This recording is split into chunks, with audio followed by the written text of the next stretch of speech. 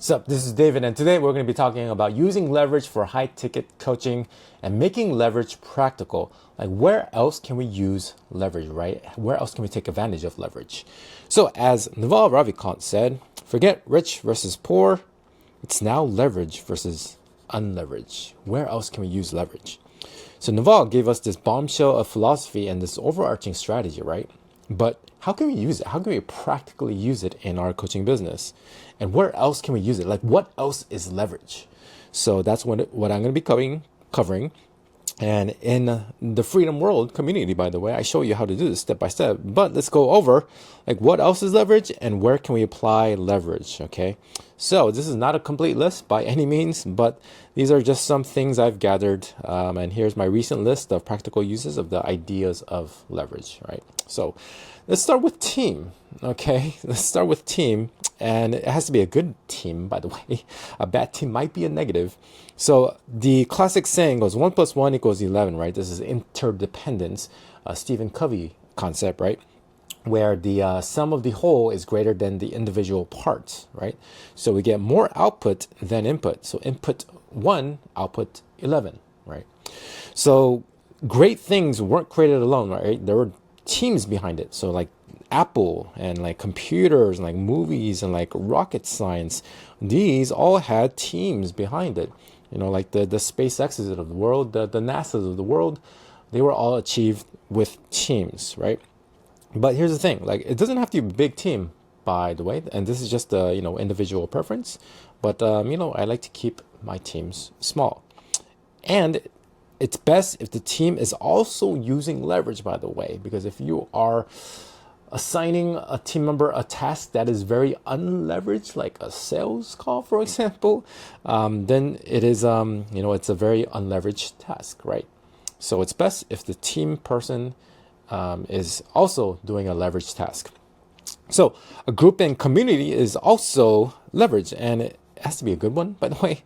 So in this case, like 11 + 11 = 111, or maybe 1,111, I guess. But then it's psychological leverage, right? Because when you're surrounded by people who level you up, who are doing, maybe like millions of dollars, it's like it levels you up, right? And then you're like, you have this pool, and like it makes you feel uncomfortable. If you're only, I don't know, let's pretend like somebody is doing 500K a month and you're only doing 50K a month, then it's like it makes you feel uncomfortable, and it kind of pushes you to that level, okay?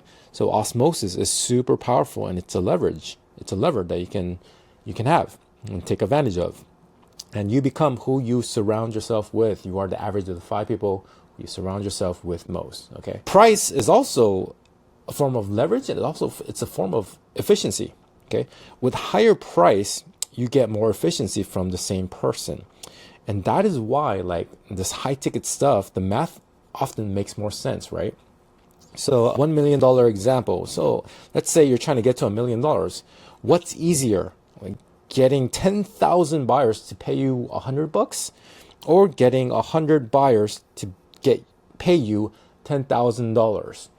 It is way easier to find 100 people to pay you 10K versus the 10K buyers, okay? And some people in that 10K of buyers will also pay the 10K. So if you're only charging, for example, in this group, if you're only charging $100, well, it's not really efficient, because some people in that group are willing to pay, the higher ticket price, right? So it's inefficient because you're only charging $100. And you can also benefit from pricing models, by the way. This is a form of efficiency. You can ascend people from low ticket to high ticket, and then you can also offer tiers so that you are taking advantage of like the people that are willing and able to pay the high ticket price, and then maybe you have like a middle tier as well. So you're creating efficiency. It's pricing is a lever, okay? And another reason why pricing can be a lever, it's like if you are charging, let's take an example. If you're charging $1,000 for a person, but that person is willing to pay $2,000, well, you just doubled your efficiency, right? Without creating anything extra, without creating any extra work, you just doubled your efficiency. That's why pricing can be, if used right, can become a lever, and it's a form of using efficiency. So things with multiple benefits, and there are tons of things with multiple benefits, but I'm just going to cover like, some like digital world examples, and I'll probably make a separate video just with like the multiple benefits stuff. So like school is an example of like something that has multiple benefits. So for example, school is a community. It houses a community. It's a course hosting platform. Now it's like a video hosting platform too. It's a webinar. You can do like live calls now, and then school is continuing to improve, and I believe it'll add more benefits in the future, right? It's also an opt-in page, and it actually replaced my opt-in pages that I use because school converts better. Okay, so it has many benefits, all from just one piece of software, right? And the classic in the digital world, digital marketing world, is Go High Level, right? GHL, because it has like a CRM.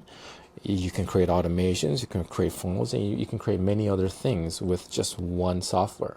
So it has multiple different benefits. And this is just in the digital software world. Of course, there's many other like multiple benefits that we can find in like the real world as well. Okay, so those are just some examples. And digital leverage. So the whole thing is about digital leverage, right? But digital leverage is pretty much using anything digital to give us leverage, right? So we're using computers and servers somewhere doing the work for us, all right? So that we are able to scale, right?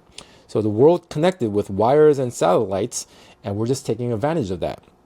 And we don't have to like go out there and like physically like mail somebody, right? Or we don't have to like go out there and like physically like send a telegram like we used to do, right? And communication, like we don't have to like go out there and like physically like travel to that person, across the world like we used to do, just to send them a message. We can do it online now. And same thing with information. We're just sending along information to practically anywhere in the world that has an internet connection, right? And I just had like a picture of like some cute little servers on a beautiful piece of land here. But paid ads is also a form of leverage, especially in the high ticket coaching world, because ads is time compression. Okay, we are using time leverage. It's a shortcut. Okay, so we're not waiting around for like organic to get us traffic. It's like the classic, like you're not trading for money anymore. You're actually using a bit of money to save you a lot of time. Sometimes you're like compressing years into like months, okay, when you have good ads going on, okay, when you have a good offer, right? So we're reaching more people, aka scaling, okay? That's what ads give us. Okay, we are just, spreading our reach. And organic content and training and workshops, these are like your assets, right? This is like asset leverage. Asset building, especially if you are doing it on long-term socials like YouTube, by the way. And I'm a big fan of like YouTube and like posting with videos, because YouTube is like a longer, I would say it's like a longer term social media platform. Like on Instagram, like for example, right? You can post a reel and then that reel will be like forgotten and it's not really like searchable, right? But then when on YouTube, not only does it last a longer time, but then you can also search for it. Like it's a searchable thing, right? And YouTube is like the second largest search, search engine on the internet. So it serves as a great like asset builder versus like the other social medias. And I believe like the half-life of YouTube is way longer. Instagram reels of the world, right? And not only that, but then it also helps nurture people, right? People, when they watch a longer form video of you, it just helps build more trust, accelerates trust and accelerates belief, which accelerates conversions, right? And then with these assets, you can build like the workshop or training once, serve many people for a long period of time, right? So we are stacking assets. So this is a form of leverage, okay? And email list. Email list is one of my favorite digital leverages, because you write one email and then you can send it out to like however many people is on your list, right? 10,000, and you're not affected by the freaking algorithm, right? You're not affected by the algorithm. One digital asset that is foundational of all communication on the internet. Think about that. It is foundational for all communication on the internet. Like think about in terms of first principles. Like, how did you sign up for the social media? How did you sign up for freaking like Apple ID? Like, how did you sign up for that? So you used email, right? All points back to email, first principles, right? We all need email to function in the internet world, in the digital world. And like, think about like, you get important shit in your email, like you get bills and like, you know, like nowadays like government stuff through email, right? So we all need it to function digitally. And the thing is that like they can take away all your socials, but as long as you have your list and of course a good relationship with your list, you'll be golden, man. You'll be golden. And as I said, it all leads back to email.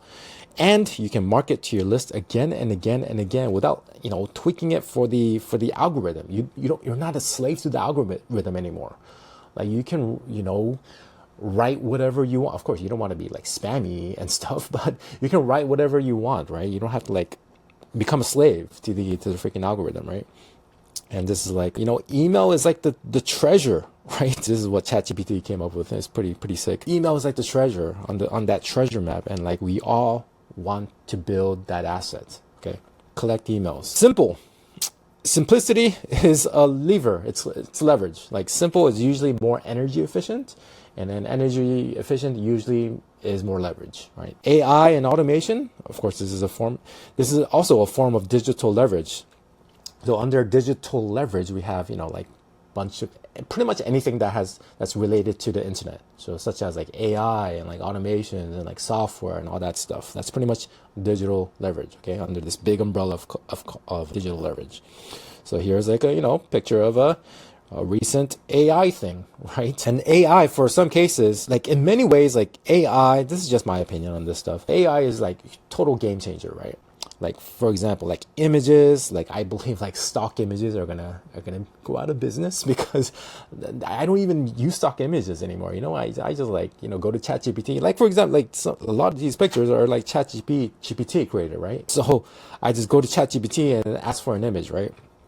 Or like software, it helps you create software and coding now. It's amazing, and automations, of course. But in my opinion, in some ways, AI is overrated. Okay, so like it loses a lot of humanness and connection and authenticity.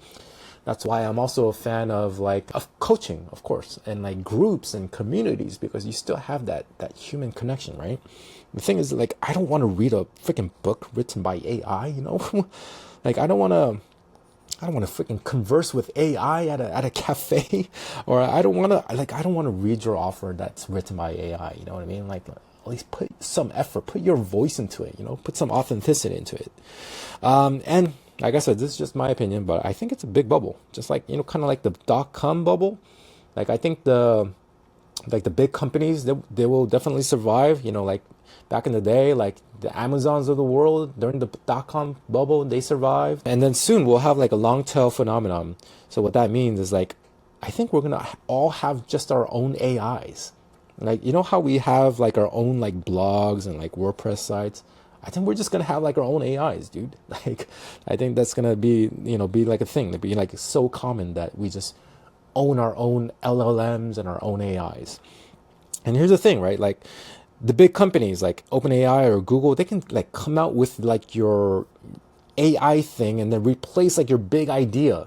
Like they could come out with that tomorrow, right? Especially if it's like, if they see like a demand and like a market for it, there's nothing stopping them, right?